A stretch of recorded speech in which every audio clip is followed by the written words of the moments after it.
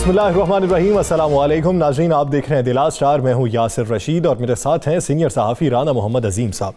नाज़रीन, वज़ीर आज़म इमरान खान की सरबराही में हुकूमती तर्जुमानों का इजलास हुआ और वज़ीर आज़म ने गाइडलाइन दी कि अपोजिशन को टफ टाइम दिया जाए। पाकिस्तान डेमोक्रेटिक मूवमेंट अपनी मौत आप मर चुकी है, जबकि दूसरी जानिब मौलाना फजलुर रहमान को बहुत से लोगों ने कहा कि पीडीएम में इख्तलाफात पैदा हो चुके हैं, आप उसकी तस्दीक कर दें। मौलाना कहते हैं कि इख्तलाफात की बातें सफ़ेद झूठ हैं, लेकिन क्या वो वाकई झूठ हैं? पाकिस्तान पीपल्स पार्टी के चेयरमैन बिलावल भुट्टो जरदारी बेशतर जगहों पर उसमें शिरकत क्यों नहीं करते? ये एक सवालिया निशान है जिसका जवाब देने को कोई इस वक्त तैयार नहीं है। हुकूमती तर्जुमानों को गाइडलाइन नहीं क्या मिली है, हुकूमती इकदामात अपोजिशन के खिलाफ क्या होंगे और अपोजिशन का एक्ट क्या होगा? इसी बारे में बात करने के लिए पाकिस्तान तहरीक इंसाफ के सीनियर रहनुमा फारूक हबीब साहब ने हमें ज्वाइन किया है। फारूक साहब, बहुत शुक्रिया आपके वक्त का। फारूक साहब, पीडीएम को जो मर्जी कहा जाए, प्रेस कॉन्फ्रेंसेस ले लें, रैलियां ले लें, उनके इजलास ले लें, किसी ना किसी हद तक तो वो हुकूमत को टफ टाइम दे रहे हैं, चाहे चैनल स्क्रीन पे ही दे रहे हो। लेकिन क्या आपको बहावलपुर की जो रैली है, जो जलसे में तब्दील हो गई, उससे भी कुछ ऐसा नहीं लगता कि ये मूवमेंट अपनी बना लेंगे? देखें, बात यह है कि ये जो है ना, भाटी लोहारी की तंग गलियों में जलसे करने वाले लोग हैं, बल्कि जलसियां करने वाले लोग हैं। खुले मैदानों में तो इनसे जलसे होते नहीं है। अब कल ये भावलपुर गए थे, तो भावलपुर में भाई हमने भावलपुर के क्रिकेट स्टेडियम को खचाखच भरा हुआ है, बाहर तक लोग थे।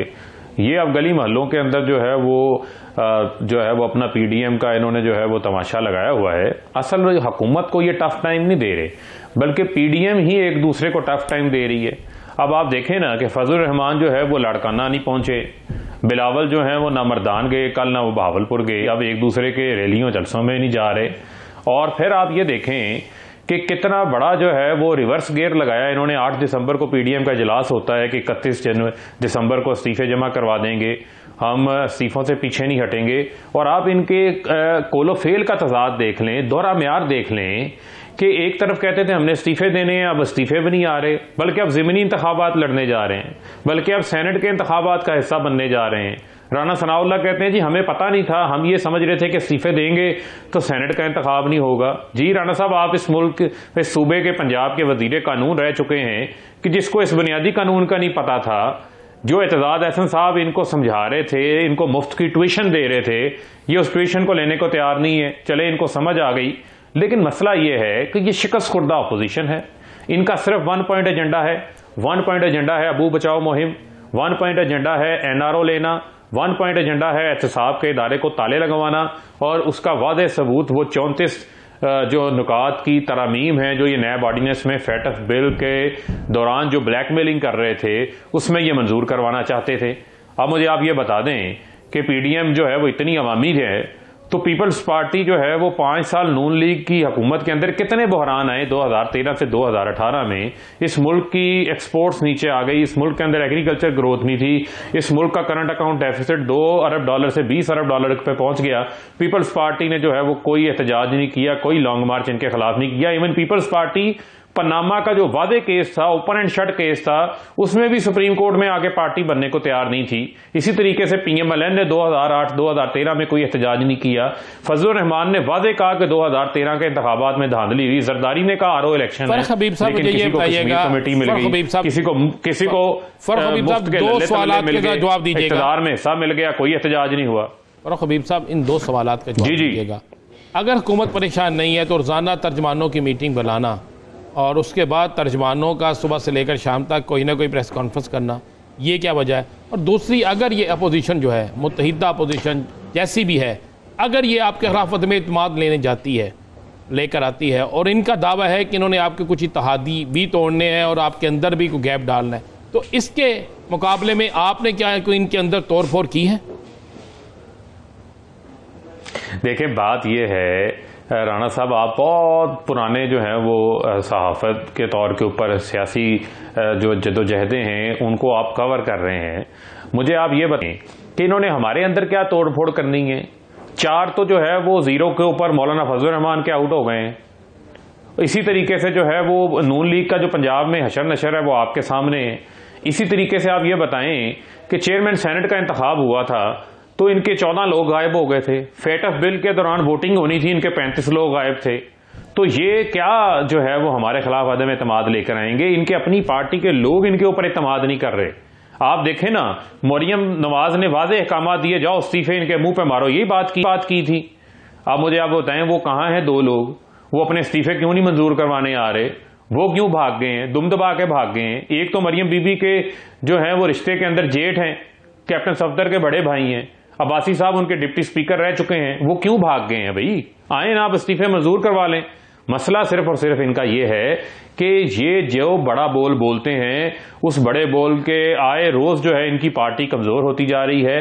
मरियम नवाज के बयानिए के साथ इनकी पार्टी के लोग नहीं खड़े, नवाज शरीफ के रियासत के खिलाफ बयानिए के ऊपर जो है वो इनके लोग साथ नहीं खड़े, तो ये हमारे ऊपर क्या तोड़फोड़ करेंगे? हबीब साहब, आजकल सेनेट के इजलासों में बात हो रही है नैब के ऊपर और नैब की कार्रवाइयों के ऊपर। आज भी सलीम मांडवीवाला काफी बोले हैं, उनके रिबटल में वलीद इकबाल साहब ने भी काफी गुफ्तगू की है। आप क्या समझते हैं कि आने वाले दिनों में क्या अपोजिशन और हुकूमत नैब के मामले पे एक पेज पे आ सकते हैं?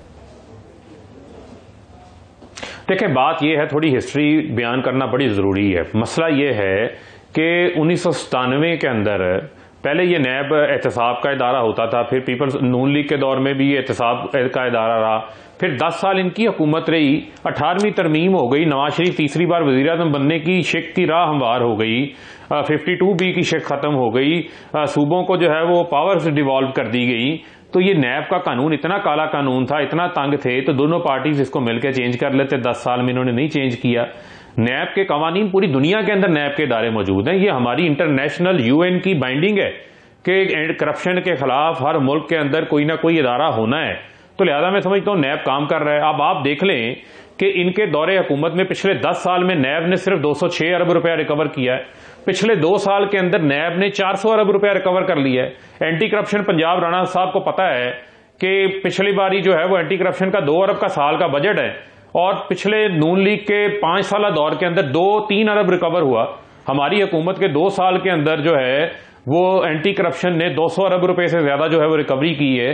तो मामला ये है कि करप्शन के खिलाफ तो ये खुद उसका हिस्सा है, पार्ट एंड पार्सल है। अपोजिशन इल्जाम लगाती है कि सिर्फ नैब वाले और एंटी करप्शन वाले जो है इदारे को बंद कर दें। फरख हबीब साहब, अपोजिशन ये इल्जाम लगाती है कि सिर्फ नैब और एंटी करप्शन उनके बंदों को पकड़ती है, हुकूमती अफराद की तरफ नहीं जाती, उनकी इंक्वायरियां भी लगी हुई हैं, लेकिन उनको नहीं पकड़ा जाता। देखें, हमारा ये यकीन है, देखें ये इदारे हैं, ये पार्लियामेंट के एक्ट के तहत नैब जो है वो बनाया है, ये एक आज़ाद इदारा है। नैब ने अपना फैसला करना है कि उसने किस केस को किस तरह लेके आगे चलना है, और हमने नैब ने किसी की ख्वाहिशात के ऊपर तो नहीं चलना। हमारे लोग भी पकड़े गए, आपके इल्म में हमारे लोग नहीं गिरफ्तार हुए, पकड़े नहीं, इंक्वायरियां फेस करें। मुझे आप बताएं ना, लोगों को छोड़ें, Imran Khan public office holder नहीं थे, उनके ऊपर इन्होंने इल्जाम लगाया, सुप्रीम कोर्ट पिटीशन लेके गए, 40 साल कमाई का इमरान खान ने अपनी एक एक पाई का हिसाब दिया, 60 डॉक्यूमेंट्स जमा करवाए। इन्होंने क्या दिया था? एक कतरी खत दिया था। ना ये फॉरेन फंडिंग केस में इलेक्शन कमीशन के कहने के बावजूद अपना वहां पर कोई जवाब जमा करवाते हैं, ना ही जो है ये एहतसाब अदालतों में पेश होते हैं, ना ये नैब के सामने पेश होते हैं, बल्कि इदारों के बाहर धरना देने की बात करते हैं। तो क्या ये इस मुल्क के कानून और आइन से ये बालातर है? ये क्या आसमान से उतरी हुई जो है वो होली का है? उस हवाले से तो अपोजिशन ये कहती है कि इलेक्शन कमीशन के बाहर धरना देने जाएंगे। अगर वो धरना दे देती है तो आपकी हिकमत अमली क्या होगी? देखें, बात यह है कि कभी ये इस्तीफे देने जाते हैं, कभी ये इस्लामाबाद लॉन्ग मार्च करने जाते हैं, ये हुकूमत गिराने आते आते अब ये इलेक्शन कमीशन के बाहर पहुंच गए हैं। भाई आप जाएं, इलेक्शन कमीशन के बाहर जरूर जाएं, इलेक्शन कमीशन भी आपको बुला रहा है, आप जाएं। मुझे उम्मीद है कि जब आप जाएंगे, नून लीग, पीपल्स पार्टी और फजलुर रहमान साहब जो इनकी पार्टी अकाउंट्स की तफसीलात हैं वो भी इलेक्शन कमीशन में लेके जाएंगे। पीपल्स पार्टी भी बताएगी कि मार्क सीगल के साथ मिलकर अमेरिका में ये क्या करते रहे हैं, जिसके आसिफ अली जरदारी प्रिंसिपल एजेंट हैं। ये जो यूके के अंदर प्राइवेट लिमिटेड कंपनी निकल आई है PMLN की, जो किसी भी शख्स के साथ कारोबार कर सकती है, किसी भी मायदे का हिस्सा बन सकता है। आपने कभी सुना है कोई सियासी जमात प्राइवेट लिमिटेड कंपनी होती है? कोई सियासी जमात कारोबार करती है, यानी चावल बेच सकती है, पापड़ बेच सकती है, गंदम बेच सकती है, कपड़ा बेच सकती है, बेडशीटें बेच सकती है। इस किस्म का कारोबार जो है वो लंदन में शुरू किया हुआ है इन्होंने। तो इनको तो अपना जवाब देना है, ये उसका जवाब दें, इलेक्शन कमीशन में जाएं। और सुप्रीम कोर्ट का बड़ा वाज़ेह फैसला है, वो PMLN यूके के नाम से है, PMLN यूके के नाम से रजिस्टर्ड है, और जुबैर गुल साहब उसे चला रहे हैं। वहां पे जुबैर गुल का नाम ढका छुपा तो नहीं है किसी से, सबको पता है उसका। इसी तरीके से PMLN USA LLC भी रजिस्टर्ड है इनकी। तो बेशुमार इनको अपने मामलात इनके साफ नहीं है। फरूख हबीब साहब, अपोजिशन ने जो तब्दीली है उसको तबाही से तशबीह दी और हुकूमत ने पीडीएम को सर्कस से तशबीह दिया। अब बयान दर बयान, दलाइल रद्दुल दलाइल, ये सिर्फ टीवी स्क्रीन और एहतजाजी धरनों तक महदूद रह गए। पार्लियामेंट का फॉरम जो है वो खाली हो चुका है। पार्लियामेंट में वापसी कब तक हो सकती है? देखिए, पार्लियामेंट का तो मैं समझता हूं कि पार्लियामेंट में वापसी जरूरी है। अगर ये चाहते हैं कि पार्लियामेंट को इज्जत देनी है, और ये बात क्या कहते हैं कि हम तो इलेक्शन में धांधली के खिलाफ निकले हैं। भाई, आप अगर इतनी संजीदा हैं तो आए ना, इलेक्शन रिफॉर्म्स तो फिर पार्लियामेंट के अंदर होंगी, या आपको जिस चीज से भी इशू है तो उसका मेन फोरम तो जो है वो पार्लियामेंट है ना। वजीर आजम तो पहले कह चुके हैं कि पार्लियामेंट में ही आकर जो है वो डिस्कशन हो सकती है, डायलॉग भी पार्लियामेंट के अंदर हो सकता है। अब अगर तबाही की बात करेंगे तो तबाही तो अपोजिशन के करप्शन के कारोबार की हुई है। तबाही तो जो है वो अपोजिशन की आवाम के अंदर हुई है, आवाम के अंदर उनकी मकबूलियत की तबाही हुई है।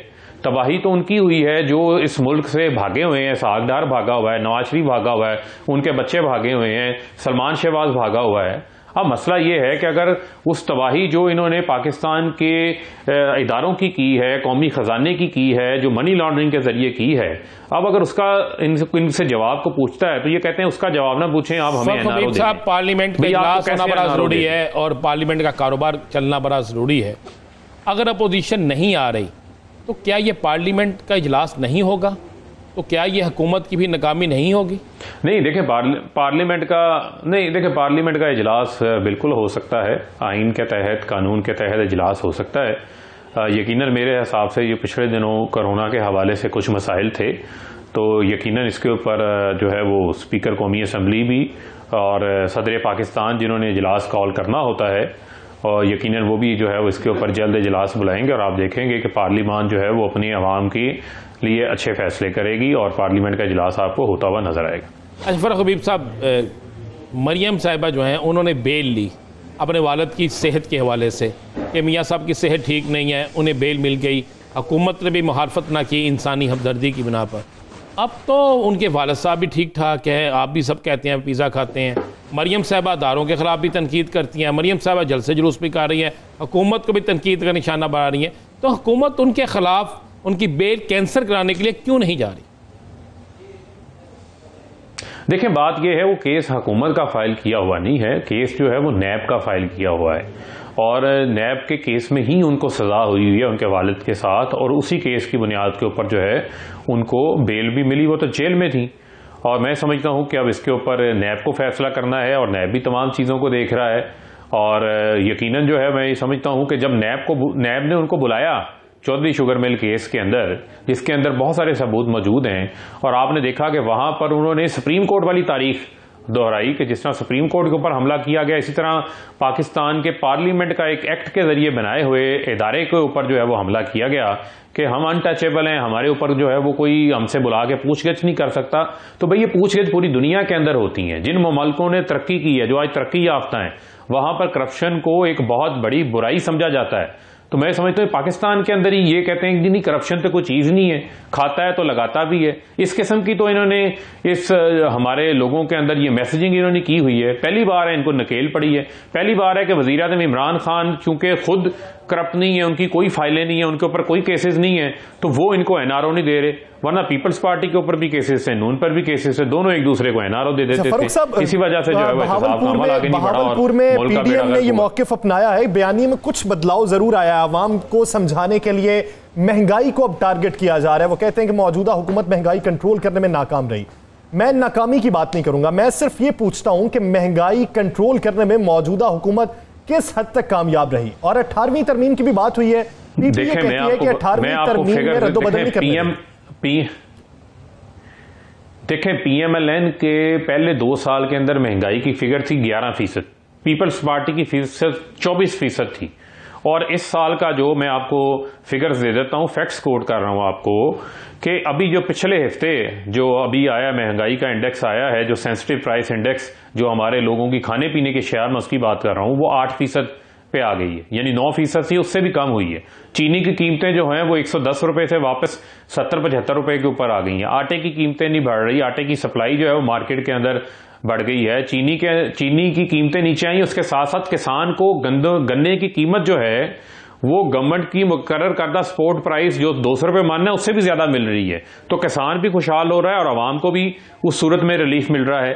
और जो सबसे बड़ी जो वजह होती है महंगाई की, देखें इस मुल्क के अंदर करंट अकाउंट डेफिसिट $20 अरब पे ले गए, हमारे रुपये के ऊपर बोझ आया, डॉलर जब रुपया अंडर वैल्यू हुआ तो आपको पता है हमारे मुल्क के अंदर घी भी इंपोर्ट होता है, हमारे मुल्क में अंदर दालें भी इंपोर्ट होती हैं, बहुत सारी शाय खुर्दोनोश हैं जो इंपोर्ट होती हैं, जो इसकी डॉलर्स के अंदर पेमेंट करनी पड़ती है। सवाल का जवाब दे दीजिएगा। भी एक महंगाई का इम्पैक्ट आता है, लेकिन आप लोगों ने बड़ी मेहनत की, आपकी हुकूमत ने बड़ी मेहनत की, पेट्रोल को सस्ता किया, अवाम को रिलीफ देने की कोशिश की, पेट्रोल अवाम को ना मिला, इंक्वायरी हुई, इंक्वायरी में जुम्मेदारान का तयन हो गया, वज़ीर आज़म साहब ने फौरी एक्शन लेने का कह दिया।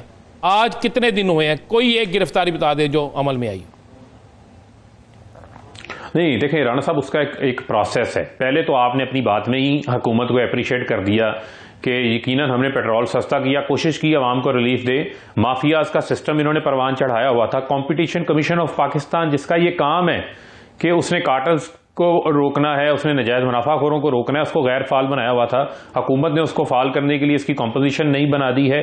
इसी तरीके से हुकूमत ने कमीशन की रिपोर्ट को पब्लिक किया है। यहाँ पर रिपोर्टें पब्लिक नहीं होती थी बल्कि आग लग जाया करती थी, कभी LDA में कभी किसी जगह के ऊपर। ये वाहिद हुकूमत है जिसमें अभी तक कोई आग नहीं लगी, कोई रिकॉर्ड नहीं जला, हक़ाइक़ सामने लाए जा रहे हैं और जो मुतल्लिका इदारे हैं वो उनके ऊपर कार्रवाई कर रहे हैं। महंगाई पे किसी हद तक नकेल डाली जा चुकी है, लेकिन हम उम्मीद करते हैं कि कब्जा माफिया के खिलाफ भरपूर कार्रवाई होनी चाहिए और करार सजा मिलनी चाहिए। ये कार्टर सिस्टम खत्म होगा तो मुल्क में मईशत बेहतरी की जानिब गामजन होगी। बहुत शुक्रिया फारूक हबीब साहब इस हवाले से अपना वक्त देने के लिए। नाज़रीन, आगे बढ़ेंगे और बात करेंगे PDM के हवाले से कि PDM आने वाले दिनों में अपनी मूवमेंट में तब्दीली क्या लाने वाली है, क्या इंतशार की सियासत अपनाई जाएगी? लेकिन ये माजी में भी अपनाने की कोशिश की गई थी, हुकूमत की तरफ से मौका नहीं दिया गया था, अब की बार बदलाव क्या होगा? देखें यासर, मेरे पास एक बड़ी कन्फर्म इतला है।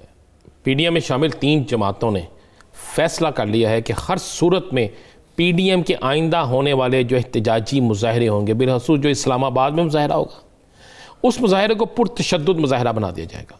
अब हर बंदा एक सवाल करता है कि किस तरह पुरतशद्दुद बना दिया जाएगा? हुकूमत जब उन्हें फ्री हैंड देगी वो जाएंगे, मुजाहरा करेंगे, वापस आ जाएंगे? बिल्कुल ऐसा नहीं होगा, वो वापस नहीं जाएंगे।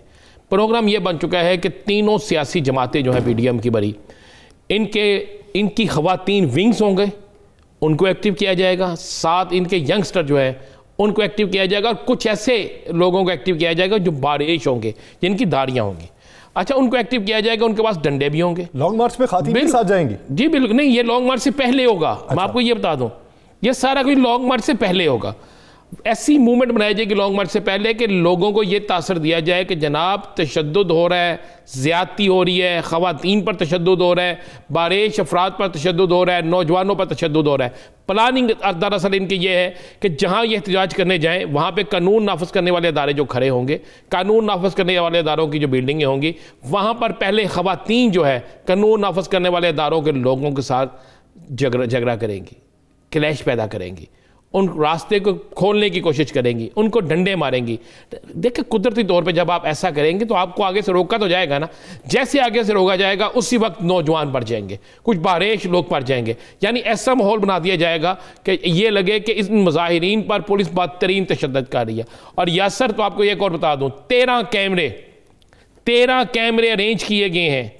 इन 13 कैमरा जो अरेंज किए गए हैं, इनके साथ बाकायदा इनको मैं क्या कह, हमारी बरादरी है ना, कुछ सहाफ़ियों की ड्यूटियां भी लगाई गई हैं, कुछ वेब चैनल्स बना दिए गए हैं, और इन तमाम कैमरे वालों के गलों में वो कार्ड मौजूद होंगे किसी ना किसी चैनल के, किसी ना किसी अखबार के। ये क्या करेंगे, ये उन लोगों के पीछे होंगे। जैसे ही कानून नाफिज करने वाले अदारे इनको रोकने की कोशिश करेंगे, जब उनसे ये क्लैश करेंगे, उनको मारेंगे, वो अपने बचाव में अगर कुछ करेंगे तो उसकी फुटेज जो है फौरी तौर पर उठा के उसको कैप्चर किया जाएगा। कैप्चर करने के बाद उस फुटेज को फौरी तौर पर सोशल मीडिया पर फैला दिया जाएगा। इसके लिए बाकायदा 3 जमातों के सोशल मीडिया विंग काम करेंगे। प्रोफेशनल सोशल मीडिया को जो काम करने वाले लोग हैं उनको भी हायर कर लिया गया है, और इस तरह एकदम ये शोर बचेगा कि जनाब फलां जगह पर होने वाले एहतजाजी जलसे में या एहतजाजी जुलूस में बदतरीन तशद्दुद किया गया है। वही फुटेज जो है किसी ना किसी तरीके से अपने मनपसंद मीडिया हाउसेस को बचाई जाएगी। तो हुकूमत इस प्रोपेगेंडे से बाखबर नहीं? देखिए, हमें अगर इतला मिल गई तो हुकूमत को मिल चुकी होगी ना इतला। हुकूमत भी बिल्कुल है, लेकिन कई जगह ऐसी होती हैं कि आपको बाखबर होने के बावजूद भी कोई ऐसा माहौल बन जाता है। मुझे एक बताएं, अगर आप इलेक्शन कमीशन ऑफिस के बाद गए हैं एहतजाज करने और ज़बरदस्ती अगर आप दीवार भांग कर या दरवाज़ा तोड़कर अंदर दाखिल होने की कोशिश करते हैं तो कानून नाफिज करने वाले इदारे क्या करेंगे? रोकेंगे ना। अगर वो रोकते हैं और उन पर पत्थर पड़ते हैं और उन्हें लाठियों से मारा जाता है तो फिर क्या करेंगे? यही सब कुछ होगा। तो ये एक प्लानिंग है, एक बड़ी खौफनाक प्लानिंग है। और ये चूंकि पीडीएम समझती है कि उनके जलसे जुलूसों से हुकूमत को फ़र्क नहीं पड़ा, अब वो चाहते हैं कि पुरतशद्दुद सियासत हो, मुतनाज़ा तरीन काम हो जाए, इंटरनेशनल सतह पर शोर मच जाए और उससे हम फ़ायदा उठा सकें। देखना यह है कि वो जो जमहूरियत के अलंबरदार हैं, जो जमहूरियत के दावेदार हैं और पुरअमन एहतजाज करना चाहते हैं, अगर उनका तर्ज सियासत इस तरीके का है तो फिर दूसरों पे इल्ज़ाम तराशी से पहले अपने गिरबान में झांकना चाहिए। आगे बढ़ेंगे और बात करेंगे कि पीडीएम की मूवमेंट तो है ही, इसके अलावा जमीयत उलमा इस्लाम फे को जो बड़का लगा और उसके जो देरीना साथी अलहदा हो गए और उन्होंने अपना ग्रुप बना लिया और उनका यह कहना है कि जमीयत उलमा इस्लाम पाकिस्तान वो बुनियादी जमात है जो पाकिस्तान में पहले सबसे पहले सरगर्म अमल थी और जमीयत उलमा इस्लाम फे तो एक ग्रुप है, वो कितना टफ टाइम देंगे? राना साहब, बलोचिस्तान का तो 80% हाफिज हुसैन अहमद और शेरानी साहब अलहदा कर जाएंगे, लेकिन पंजाब में क्या जमीयत उलमा इस्लाम फे को टफ टाइम दिया जा सकेगा? टफ टाइम दिया जा सकेगा या सर आप जरा 2 दिन पहले चले जाए ना, 2 से 3 दिन पहले शेरानी, मौलाना शेरानी कहाँ आए? लाहौर आए और उन्होंने उस मदरसे में प्रेस कॉन्फ्रेंस की जिस मदरसे में मौलाना फजलुर रहमान ठहरते थे, जिस मदरसे में मौलाना फजलुर रहमान सबसे ज़्यादा जाते थे, जिस मदरसे से सबसे ज़्यादा तालिब इल्म जो है मौलाना फजलुर रहमान के जलसे जुलूसों में जाते थे। तो मौलाना शेरानी को वहाँ कोई ना कोई तो लेके गया, उसको बैठने की जगह भी दी, वहाँ पर प्रेस मीडिया से बात करने की जगह भी दी गई, मीडिया के साथ ब्रीफिंग भी हुई, मीडिया के सवालात के जवाब भी दिए गए। उसके बाद शेरानी साहब ने पंजाब का जब रुख किया है तो वो बहावलपुर क्या, मुल्तान क्या, हर वो जगह जहाँ पे मौलाना फजलुर रहमान जा रहे हैं वहाँ पे शेरानी साहब भी जा रहे हैं। लेकिन इसके लिए पावर शो भी तो करना पड़ेगा। करेंगे जी, मैं आपको ये बता दूं, वो बड़े तरीके से कर रहे हैं। मैं आपको अंदर की खबर दे दूं, देखें ज़ोब बलोचिस्तान का जो एरिया सारा है वो मौलाना शेरानी के साथ है, यानी बलोच और जो पश्तून है वो मौलाना शेरानी के साथ हैं। जो बलोच हैं वो सारी बेल्ट जो है वो हाफिज हुसैन अहमद के साथ करी है। इसी तरह सिंध के अंदर 2 लोग ऐसे हैं जिन्हें इन्होंने जो वहाँ पे बड़े स्ट्रॉन्ग है जिनके साथ हैं। और मैं आपको एक और ब्रेकिंग न्यूज़ दे दूँ, ज़्यादा नहीं मैं कह रहा, इसी जनवरी के महीने में मौलाना फजलुर रहमान के करीब तरीन 8 साथी जो है वो भी उस दूसरे ग्रुप में जाने के लिए तैयार है। और साथ में आपको एक और ख़बर बता दूँ, हो सकता है दूसरे ग्रुप की तरफ से मौलाना फजलुर रहमान को एक शोकाज नोटिस मिल जाए और उस शोकाज नोटिस के बाद मौलाना फजलुर रहमान को ही अगर जमीयत उलमा इस्लाम से निकाल दिया गया तो फिर राना साहब ऐसा पॉसिबल है? तंजीमी तौर पर तो ये इस वक्त मजबूत होते दिखाई देते हैं, लेकिन क्या सियासी तौर पर होंगे? बिल्कुल, देखें तंजीम, इनको वोट मोहम्मद बूटा तो नहीं आके डालता ना, इनको वोट इनकी तंजीम के लोग ही देते हैं ना, किसी और। देखें मौलाना फजलुर रहमान के पास 2 सूबे हैं, एक केपी के, एक बलोचिस्तान। पंजाब से वो कभी नशिस्त नहीं निकाल सके, सिंध से वो उस तरह नहीं खेल सके। अब 2 सूबे जिनकी बुनियाद पर वो सियासत करते हैं, जहाँ पर वो बारगेनिंग करते हैं, जहाँ पर उनका सब कुछ होता है, बलोचिस्तान तो उनसे गया, ये मैं आपको बिल्कुल मुसद्दका कह रहा हूँ। हाफिज हुसैन अहमद बलोच बेल्ट में बेहतरीन उनका काम है, शेरानी साहब का जो है वो काम पश्तूनों में है। तो ये 2 बेल्ट तो आप एक तो गई। अब केपीके के अंदर भी एक बड़ा गैप शुरू हो गया। अब ये वही लोग थे जो इनकी उस मजलिस से शुरा के रुकन थे जो चंद लोगों पर मुश्तमिल होती थी। देखिए हाफिज हुसैन अहमद को 300 साल पुरानी बात नहीं है, ये पिछले लॉन्ग मार्च में इनके मीडिया कोऑर्डिनेटर थे ना, इनको एग्जैक्ट इत्तलात बनाया गया था, तो सारी जिम्मेदारी इनको दी गई थी। और अब मैं आपको ये भी बता दूं, अगर इन लोगों ने वो डॉक्यूमेंट्स, मैं बता ही देता हूं, कुछ डॉक्यूमेंट्स और कुछ वीडियो सामने आने लगी हैं जिसमें यह चीज़ सामने आने लगी है, जिस तरह उस दिन उन्होंने हाफिज साहब ने कह दिया था कि किस सेनेटर को जिसका जमीयत उलमा इस्लाम से तल्लुक ही नहीं है उससे कितने पैसे लेकर उसे सेनेट का टिकट दिया गया। कितने ऐसे लोग हैं जिनसे पैसे लिए जाते थे, और जब ये जमात के अंदर डिस्कस होना शुरू हो जाए, सबूत आ जाए, तो फिर मुझे उसके बाद बताएं कि वो लोग जो इनके साथ इसलिए हैं कि ये एक नजरियाती जमात थी, एक नजरियाती लोग हैं, दीन की खिदमत के लिए हैं, जब उनके सामने उनके अपनी ये चीज़ें लाएंगे तो फिर क्या होगा। लेकिन ये अगले हफ्ते में आ रहा है, आने वाले दिनों में मौलाना हुकूमत को क्या टफ टाइम देंगे, मौलाना को खुद टफ टाइम मिलने वाला है। नाज़रीन आगे बढ़ेंगे, करेंगे पाकिस्तान पीपल्स पार्टी पीडीएम से इख्तलाफात क्या रखती है, इसी बारे में बात करने के लिए हमें ज्वाइन करेंगे अली मूसा गिलानी, लेकिन एक ब्रेक के बाद स्टे विद अस।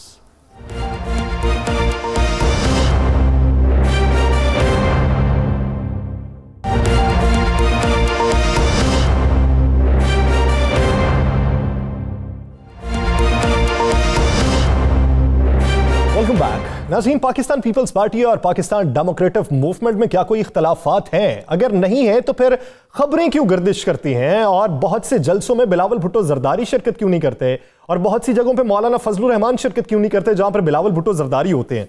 ये अगर इसमें कोई सच्चाई नहीं है तो ये मिथ बनी क्यों? इसकी बुनियाद किस वजह से? इसी बारे में बात करने के लिए पाकिस्तान पीपल्स पार्टी के रहनुमा अली मूसा गिलानी साहब ने हमें ज्वाइन किया है। गिलानी साहब, बहुत शुक्रिया आपके वक्त का। गिलानी साहब, एक हद तक मान लिया जाए कि पीडीएम में और पाकिस्तान पीपल्स पार्टी में कोई इख्तलाफात नहीं, ये खबरें जो हैं ये प्रोपेगेंडे का हिस्सा हैं, लेकिन फिर सवाल ये पैदा होता है कि बेशतर जगहों पर बिलावल भुट्टो जरदारी सेहतयाब होने के बावजूद और अपनी दीगर मसरूफियात ना होने के बावजूद शिरकत क्यों नहीं कर रहे ज़ाती हैसियत में? देखें, बिस्मिल्लाहिर्रहमानिर्रहीम, सबसे पहले तो मैं ये बात करना चाहूँगा कि पाकिस्तान डेमोक्रेटिक मूवमेंट जो है ये एक मूवमेंट जो बनाई गई ये चेयरमैन पाकिस्तान पीपल्स पार्टी जनाब बिलावल साहब के इनिशिएटिव पर बनाई गई और हम इसका भरपूर हिस्सा हैं। पाकिस्तान एक बहुत बड़ा मुल्क है और जो हमारी जो मूवमेंट चल रही है, जो कि हम लॉन्ग मार्च की तैयारी कर रहे हैं, उसके लिए हमें मोबिलाइजेशन करनी है और उसके अंदर लीडरशिप जो है पंजाब में जैसे कल जलसा हुआ तो उसमें जनाब यूसुफ रज़ा गिलानी साहब जो कि सीनियर वाइस चेयरमैन हैं और स्टीयरिंग कमेटी के मेंबर हैं, वो वहाँ पर मौजूद थे और बिलावल भुट्टो साहब सिंध के अंदर और एमपीए शराजियों को और उनको मिल रहे थे, उस वक्त चल रहे थे। तो ये एक हमारी मोबिलाइजेशन का तरीकाकार है कि हर किसी की अपनी पॉलिटिकल मसरूफियत होती है। ये एक महंगाई मार्च हो रहा था, ये कोई एक जलसा नहीं था जिसको हम बड़े पैमाने पे जलसा कह सकें। जिस तरह महंगाई मार्च और भी बहुत सारे स्केड्यूल के अंदर हैं और ये इस तरीके से चल रहे हैं और इंशाल्लाह ताला आप देखेंगे कि पीडीएम जो है वो पूरी कुव्वत के साथ, पूरी ताकत के साथ और अवामी रैले के साथ, अवाम के समंदर के साथ इंशाल्लाह ताला हम इस्लामाबाद की तरफ गामजन होंगे और वहां पर आने का मकसद क्या होगा? अली मूसा गिलानी साहब, आपने पीडीएम की बात की।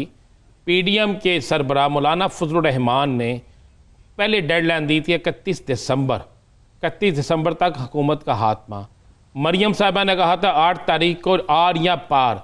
अब चले गए 31 जनवरी और उसके बाद भी अब डेडलाइन नहीं दे रहे कि कब तक हम इस्तीफे देंगे और हुकूमत जो है वो घर चली जाएगी। तो ये इस्तीफे जो सबसे बड़ा आपके पास एक ऑप्शन है, सबसे बड़ा, इसको इस्तेमाल क्यों नहीं किया जा रहा?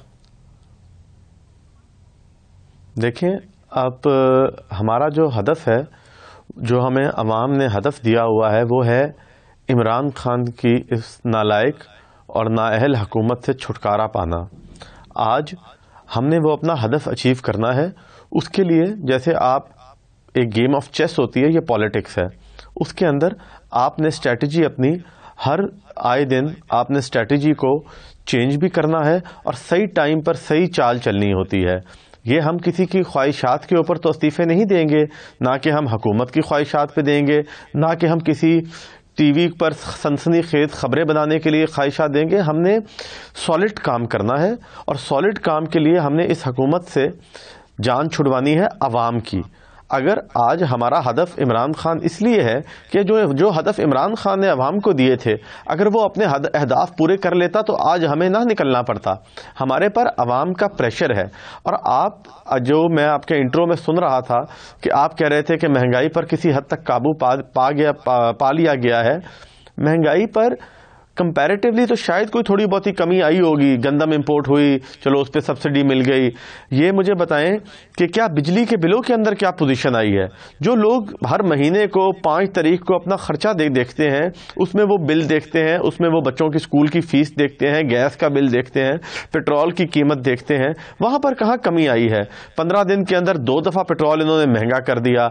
और जहां पर बात ये करते हैं कि हमने माफियाज हैं, माफियाज तो इस हुकूमत का हिस्सा हैं।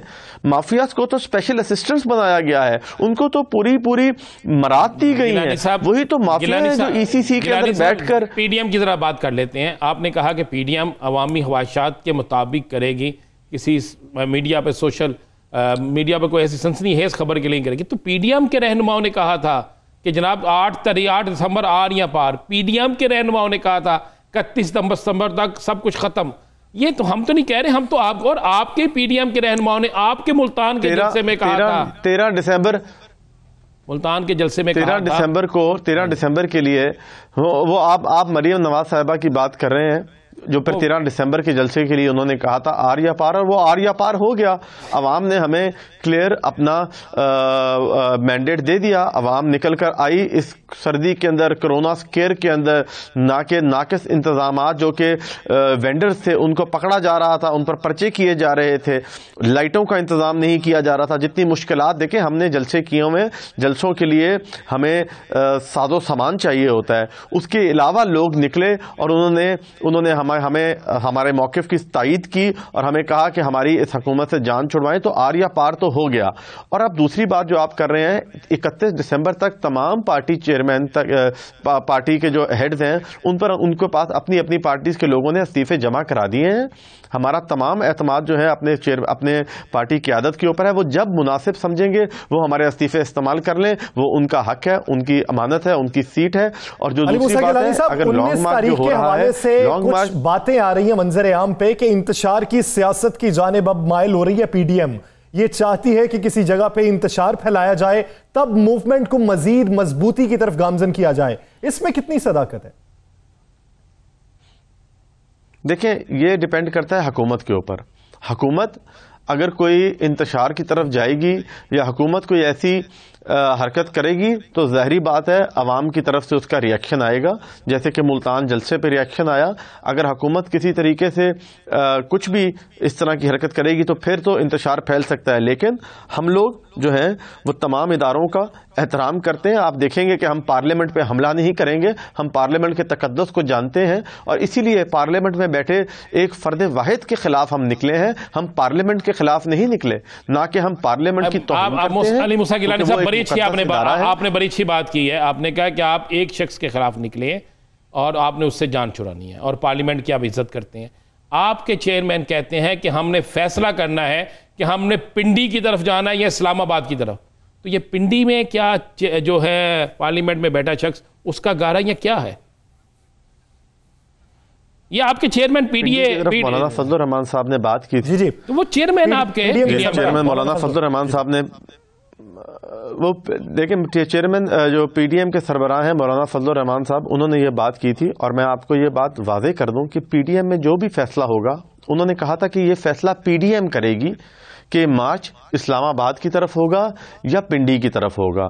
तो पीडीएम का फैसला अभी नहीं हुआ, उन्होंने कहा है पीडीएम फैसला करेगी, हम पीडीएम का हिस्सा हैं और जब इस पर फैसले का वक्त आएगा तो हम अपनी राय उस वक्त देंगे पीडीएम के प्लेटफॉर्म के ऊपर। जो हमारी कमेटी मीटिंग होती है स्टीयरिंग कमेटी की, उसमें यह फैसला होगा। लेकिन मैं फिर वादे करता चलूं कि हम लोग हर इदारे की, हम लोग ट्राइकोटमी ऑफ पावर के अंदर बिलीव करते हैं। अगर हम अदलिया के, लेकिन अली मूसा गिलानी साहब, अगर आपको ये लगता है कि अवाम इस तजब्जुब में है कि हुकूमत से फौरी जान छुड़वाई जाए तो फौरी फैसले क्यों नहीं लिए जाते? आप इस्तीफे दें, हुकूमत का खात्मा करें। आप देखिए कि भारत के अंदर किसान एहतजाज करके बैठे हुए हैं, 35 दिन हो गए, उठे नहीं अपनी जगह से। अगर फैसला कर चुके हैं तो फिर कोई फैसला करें। अब जो आपने मिसाल दी है, हम लोग जो हैं, हम इसीलिए हमारे पास सारे जो स्ट्रेटजीज हम चेंज कर रहे हैं वो इसी वजह से चेंज कर रहे हैं क्योंकि हम एक ठोस स्ट्रेटजी के साथ मूव करना चाह रहे हैं, कंसेंसस बिल्ड करके, ताकि हमें पक्के तरीके से हम इससे जान छुड़वा सकें। और इसीलिए हमारे पास बहुत सारे कार्ड्स टेबल पर हैं जिसको हम यूटिलाइज कर सकते हैं। उम्मीद करते हैं वो जो कार्ड्स आपके पास हैं वो वक्त पे आप शो कर सकें, अवाम की बेहतरी के लिए कोई फैसले हो सकें और अवाम जिस मुश्किल का शिकार है, जिस का शिकार है, अवाम भी उससे निकल सकें। बहुत शुक्रिया अली मूसा गिलानी साहब इस हवाले से अपना वक्त देने के लिए। नाज़रीन, आगे बढ़ेंगे और बात करेंगे कि पाकिस्तान पीपल्स पार्टी और पाकिस्तान मुस्लिम लीग नून के दरमियान क्या कोई इख्तलाफात हैं? अगर इख्तलाफात हैं तो वो किन वजूहात की बुनियाद पर हैं? क्या किसी जानिब से कोई डिमांड की गई और वो डिमांड पूरी ना होने पर इख्तलाफात है? राना साहब, खबरें क्या हैं? डिमांड क्या कोई है? अगर है तो किसकी जानिब से है? जी मैं बिल्कुल क्लियर कर दूं। पाकिस्तान पीपल्स पार्टी और मुस्लिम लीग नून में जो इस वक्त बुनियादी इख्तलाफ है ना इस्तीफों के मामले में, वो इख्तलाफ इसलिए पैदा हुआ कि पीपल्स पार्टी समझती है कि उनके लिए वज़ीर आज़म बिलावल भुट्टो ज़रदारी ही होने चाहिए। बिलावल भुट्टो ज़रदारी अगर कल हुकूमत ख़त्म हो जाती है तो वज़ीर आज़म नहीं बन सकते, उनकी तैयारी नहीं, एज प्रॉब्लम है और काफ़ी मसले हैं, जिस पर पीपल्स पार्टी ने फैसला किया कि किसी सूरत में भी वो ये गेंद ऐसी नहीं कराएंगे कि जिससे इमरान खान आउट हो जाए लेकिन उसकी सारा फ़ायदा जो है मुस्लिम लीग नून को मिले। तो जिसके बाद पीपल्स पार्टी ने मुस्लिम लीग नून के साथ मुज़ाकरात किए, जो एक गुफ्तगू हुई जिसपे आसिफ अली जरदारी और मरियम के साथ क्या उन्हें खान साहब के आउट होने के आसार दिखाई दे रहे हैं कि इतने बड़े फैसले हो रहे हैं? नहीं, उन्हें कोशिश थी ना एक। अब पीपल्स पार्टी कह रही है, मैं आपको अंदर की खबर दे दूं, अब पाकिस्तान पीपल्स पार्टी मुस्लिम लीग नून को यह कह रही है कि आप जो चाहते हैं हम उस तरह करने के लिए तैयार हैं, लेकिन हमारे साथ शर्त तय करें कि चेयरमैन सेनेट जो है मुस्लिम लीग नून हमें देगी, बाकी इत्तेहादी जमातें भी हमें वोट देंगी, और सेनेट का चेयरमैन बनाने में आप हमारी मदद करेंगे। मुस्लिम लीग नून इस बात पर किसी तौर पर भी राजी नहीं है।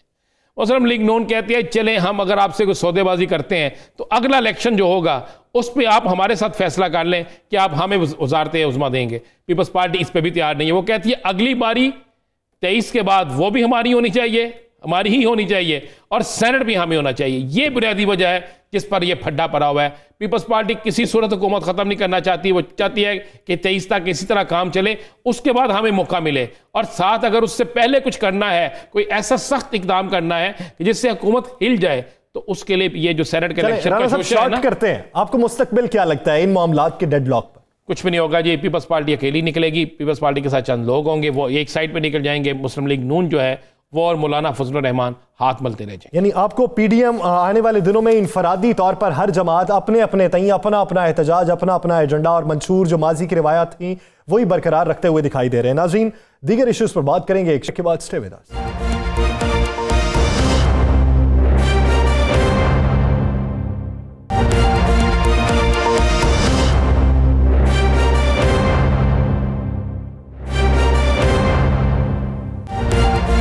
Welcome back.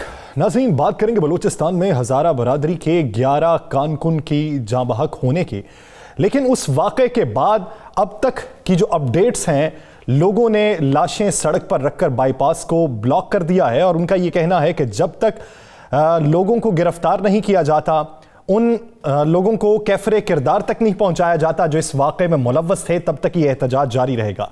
सोचना यह है कि बलूचिस्तान में हालिया दिनों में कार्रवाइयों में इजाफा किन वजूहात की बिना पर हो रहा है। हमारी चेक पोस्टों पर हमले हो रहे हैं, हमारे लोगों को मारा जा रहा है, इसके पीछे कौन से अवामिल हैं जो बरसरे पैकार हैं, और उनकी रोकथाम के लिए इकदाम क्या किए जा सकते हैं। और मजमूई तौर पर खित्ते की बात करेंगे जहां भारत में किसानों का एहतजाज जो है वो 1 महीने से ज्यादा अरसे तक जारी है, लेकिन किसान हैं कि उठने का नाम नहीं ले रहे, उन पर तशद्दुद भी किए जा रहे हैं। और जम्मू कश्मीर की सूरत हाल पर भी बात करेंगे। इसी बारे में बात करने के लिए हमें दिफाई तजियाकार lieutenant general retired Amjad Shoaib साहब ने ज्वाइन किया है। जनरल साहब, बहुत शुक्रिया आपके वक्त का।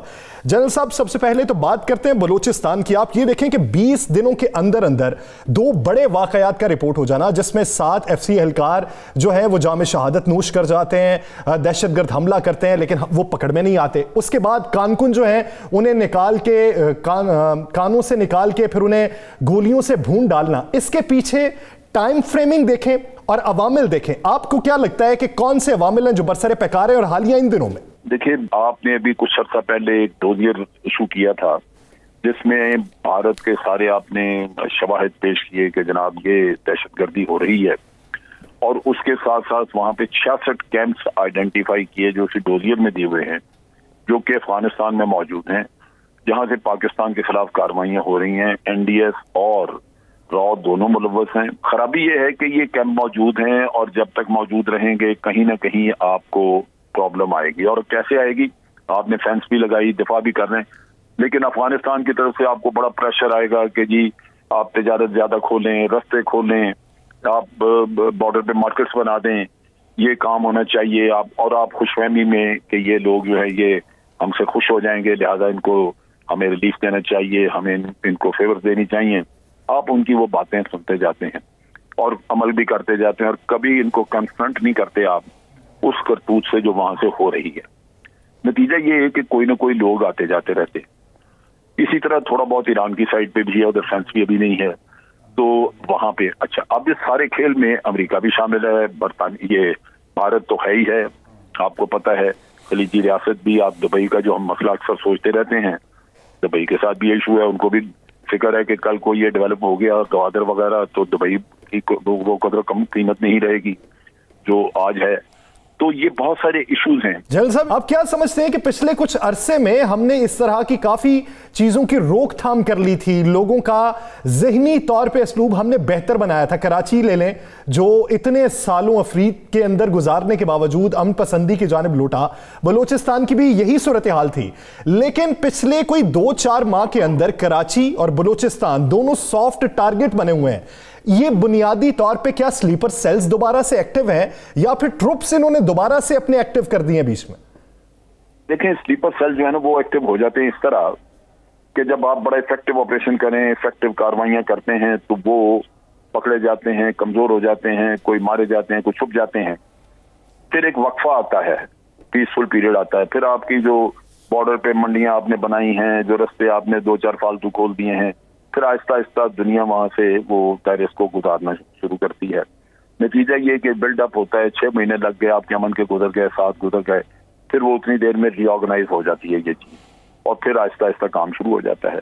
ये है। लेकिन आप इसको यूं देखें, बात ये है कि हम लोग अपने मुल्क में खुद इंतशार पैदा करके बैठे हुए, हुकूमत की और अदारों की बेतौकीरी, उनका आप कह लीजिए कि तवज्जो बढ़ जाती है जब आप यहाँ पे मुल्क में इंतशार पैदा करते हैं।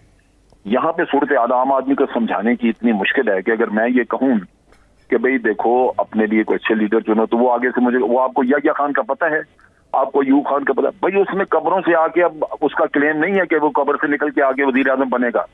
रोना उसका रोज इसने आज बनना है, ताकि आपकी आइंदा नस्ल जो है वो कुछ सुख का सांस ले। उधर तवज्जो ही नहीं। वो यूं समझते हैं कि ये इन्होंने इतना कामयाबी से सियासतदानों ने इसको फौज और सियासतदान का मसला बना दिया है कि दरमियान में से करप्शन दुनिया भूल ही गई। मैसिव करप्शन, लूट मार करके। अमजद शुएब साहब, आपकी ये बात सारी वजह है, दुरुस्त कह रहे हैं, लेकिन हमें इस नासूर से निकलना किस तरह है, इस नासूर को खत्म किस तरह करना है? अब तो इंतहा हो गई है ना इस नासूर को पालने वाला बाहर भी है, सोशल मीडिया से धड़ाधड़ लगे हुए। लेकिन अपने अवाम को तो समझना चाहिए कि इस वक्त जो डिफेंस आपका वो हर तरह से सोशल मीडिया अटैक में भी है, बाहर से भी हमला है, अफवाज जो है वो बाहर कमिटेड है। जब तक लोगों में हम नहीं फैलाएंगे ये बात, उनको कॉन्शियस नहीं करेंगे कि भाई बेवकूफ ना बनो, ये चीजें हैं जो तुम्हें समझ नहीं है कि ये अपने जिनको हीरो बना रहे हो, यही तो आपकी तबाही का जिम्मेदार है। लेकिन वो अगर माशाल्लाह बुरे थे तो जो उन्होंने लीडर पैदा किए वो अच्छे हैं। उनको 40 साल से ये सीने से लगाए फिर रहे हैं, उनको वोट दे दे कि ये हमारे सर पे मुसल्लत करें, दुख तो मुझे होना चाहिए। उम्मीद करते हैं अवाम को कुछ समझ हो, मुल्क की सालमियत में बेहतरी के फैसले किए जा सके और कुछ ऐसे सियासतदान हमें नसीब हों जो मुल्क में इस वक्त अफरा तफरी की कैफियत पैदा ना करें, बल्कि यकसुई की तरफ सबको माइल करने की कोशिश करें। सरहद के उस पार की बात करते हैं जहां पर किसानों का एहतजाज जारी है। 1 महीने से ज्यादा का अरसा गुजर चुका। जनरल साहब, किसानों का एहतजाज खत्म होने का नाम नहीं ले रहा, फैलता फैलता फैलता दुनिया के हर कोने तक फैल गया, हर जगह से उनकी हमदर्दी के लिए बातें हो रही हैं। तो आप क्या समझते हैं कि मोदी हुकूमत किस सोच में है कि वक्त देती जा रही है, मुज़ाकरात कर नहीं रही? देखिए, मोदी की नफ्सियात समझने की जरूरत है। किसान भी मेरा ख्याल हमाकत कर रहे हैं। असल चीज ये है कि मोदी को अगर आप स्टडी करें तो वो उसने अपना एक इमेज बनाया था कि वो एक सख्त गिर आदमी है, वो टफ हैंडलिंग करता है चीजों की, जो वो फैसला करे उसको कभी वापस नहीं लेता। अब आप शरीयत का अमेंडमेंट बिल देख लें, उसमें उसने बेशुमार मुसलमान मरवा दिया। दिल्ली के फसादात हुए, वहां कैंपों में दुनिया को इन्होंने डिटेंशन कैंप्स में आसाम में बंद किया हुआ है, लेकिन उसने अपना कानून नहीं छेड़ा। जो उसने बदल दिया। आर्टिकल 370 कश्मीर हाथ से निकला, कश्मीर में तबाही मची हुई है, लोग मर रहे हैं, सब कुछ हो रहा है, वहां के अपने लोग जाने दे रहे हैं, लेकिन आर्टिकल 370 वो रिस्टोर नहीं कर रहा। उसको ये अंदाजा है कि अगर ये यहाँ बैठे रहेंगे किसान तो ये किसी वक्त तो तंग आके दफा हो जाएंगे, चले जाएंगे यहाँ से, लिहाजा इनको मैंने ना वो रियायत देनी है, जो मैंने फैसला कर दिया वो कर दिया। अब होता ये है कि रियासत जो है जब तक तो इस तरह का एहतजाज हो तो वो उसको फर्क नहीं पड़ता, लेकिन अगर आप रियासत को उठा के बिल्कुल एक कॉर्नर पे लगा दें जहां वो फंक्शनल न रहे, फिर उनको सुननी पड़ती है आपकी, और किसान वो हिल नहीं रहे। किसान शुएब साहब, अब तो बड़ी तब्दीली आनी शुरू हो गई है। मेरे पास वो वीडियोस मौजूद हैं, सोशल मीडिया पे ऐसी सैकड़ों वीडियोस आ गई हैं। क्या भारतीय फौजी जो सिख थे, जो इंतहाई सर्दी में ड्यूटी दे रहे हैं, अब तो वो भी कह रहे हैं कि हम किसी सूरत में इसे बर्दाश्त नहीं करेंगे, हमारे बुजुर्गों के साथ ज्यादती हो रही है। नहीं, वो ऐसे ये जो वीडियोस आती हैं ना, ये इक्का दुक्का को छोटी मोटी होती हैं। आप देखिए कि अभी कश्मीर में जिसने 3 बेगुनाह मारे, जिनका इंक्वायरी वगैरह चल रही है, वो सिख था लड़का, कैप्टन भूपेंद्र सिंह। अब वो मकसद अगर इतना ही है तो वो फिर इस्तीफा देता है, लेकिन इन्होंने देखें कितनी क्लेवर चाल की है कि उसकी जो थी पार्टी जिसने मारे, लाजमन ऊपर से किसी ने ऑर्डर दिया होगा, उससे करवाया। 2 मुसलमान है उसमें और 1 सिख है कैप्टन। उन तीनों का केस उन्होंने पुलिस को पकड़ा के अदालत में चला दिया। जितने इनके हिंदू लोग हैं, उन्होंने जितनी कत्ल गारत कश्मीर में की है, उसका तो कोई किसी ने नहीं केस चलाया। तो क्या सिखों ने इस पे एहतजाज किया है? कोई नहीं।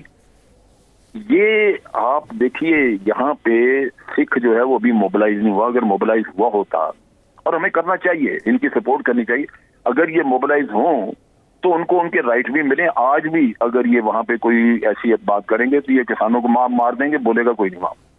यानी मोबिलाइजेशन होनी चाहिए, वो बुनियादी फैक्टर है। मोबिलाइजेशन के बगैर ना तो उनका एहतजाज कामयाब रहेगा और ना कोई उनकी बात दूसरा कर रहा है वो कामयाब रहेगी। जनरल साहब, एक आखिरी सवाल है। जम्मू कश्मीर में मौजूदा जो सूरत हाल है, आज हमारी जो वफाकी वज़ीर इंसानी हुकूक हैं शेरी मज़ारी साहिबा, उन्होंने एक प्रेस कॉन्फ्रेंस की और उनके साथ नशिस्त पे डॉक्टर आसिया अंद्राबी के बेटे और दूसरी नशिस्त पे उनके भांजे बैठे हुए थे। तो वो उनके बेटे का ये कहना है कि 20 साल का मैं हूं और 60 साल की मेरी वालिदा हैं, बमुश्किल से कुछ साल हमने साथ गुजारे होंगे। साथ में उनका यह भी कहना था कि मैं 1 महीने में एक बार अपनी वालिदा से बात कर सकता हूं, और वो भी वो जो पुलिस वाले मुझे कहें। बिल्कुल ठीक है। आसिया, अब हमारी जो बहन आसिया अंद्राबी हैं, उनकी कुर्बानी बेमिसाल है। मैंने बड़ा कम देखा है कि ऐसी कोई आयरन बिल वाली कोई खातून हो जो अपनी फैमिली, बाल बच्चा सब कुछ कुर्बान करके और बापर्दा औरत और इस तरह वो अपने जेल में जिंदगी गुजार रही हो। बहुत कम है, बहुत रेयर पूरी दुनिया में। लेकिन हम क्या है, हम ना आफिया सिद्दीकी का केस लेके आगे जा सके, ना आसिया अंद्राबी का। दुनिया कहती है कि आफिया सिद्दीकी जो है, इसका केस अगर पाकिस्तान हुकूमत मूव करे ह्यूमैनिटेरियन ग्राउंड्स पे, तो वो फिर भी कोई उस पर प्रेशर अमेरिका पे आ जाएगा, ये ह्यूमन राइट्स ऑर्गेनाइजेशन वगैरह का, कि नती औरत है, इसको छोड़े। कोई नहीं कर रहा। इसी तरह ये है कि जनाब आसिया अंद्राबी का पहली दफा अब यूनाइटेड नेशन में किसी ने हमारे फॉरेन ऑफिस में कहा, लेकिन इसके ऊपर तो कोराम मचाना चाहिए। खातून है, आपको पूरी दुनिया से सिंपैथीज मिलेंगी, आप जाएं तो सही, ढोल तो पीटें, आप इसकी कैंपेन, एक मुहिम तो बनाएं। यानी मोबिलाइज करना पड़ेगा, और मोबिलाइज करने से ही किसी तहरीक की मजबूती हो सकती है और दुनिया भर में उसकी जो आवाज उठाई जा रही है उसे तकवीयत मिल सकती है। बहुत शुक्रिया lieutenant general retired Amjad Shaikh साहब इस हवाले से अपना वक्त देने के लिए। नाजरीन, दिलास्टार से मुझे और राना अजीम साहब को दीजिए इजाजत। अल्लाह ने के बाद।